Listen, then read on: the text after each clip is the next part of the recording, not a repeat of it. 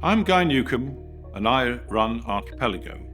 Our focus is the power drop, non-contact coating technology that enables us to coat paper to give it the functionality to replace plastic packaging while keeping the ability to be recycled indefinitely.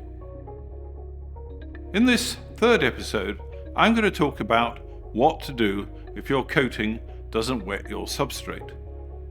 So, using the techniques of episode 2, we've applied your coating to your substrate and seen that it doesn't wet. So what do we do now? There are 3 things that we can look at. We can look at the properties of the coating, we can look at the bulk properties of the paper, and we can look at the surface of the paper. So let's look at a bit more detail as to what's in a coating. Most coatings are water-based, but they'll contain other important ingredients.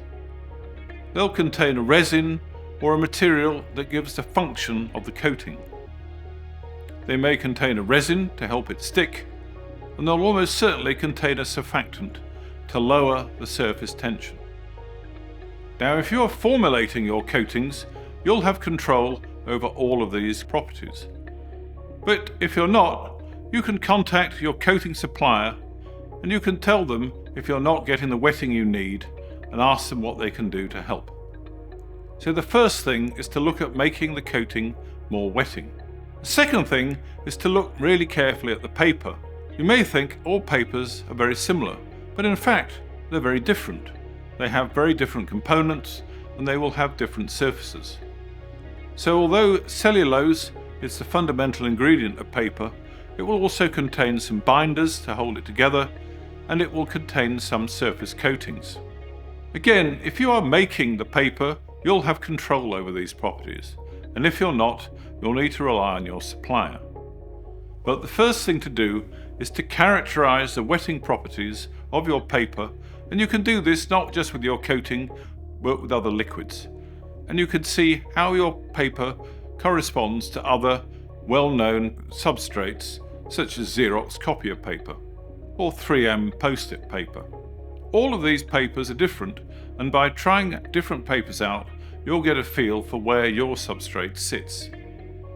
Now, the third thing to really look at carefully is the surface of your paper.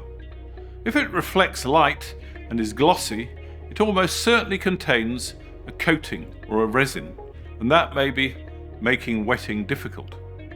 If it's matte, it may also contain a coating or a filler, but generally matte coatings are more wetting than glossy coatings. But look at the surface. The third thing that you can do is alter the properties of your paper. Typically in packaging, we bombard the surface of the substrate with ions, and we can do that with a corona, or if we're very careful, we can use a very controlled flame. Today we prefer to use coronas. They're more controlled and they're cleaner.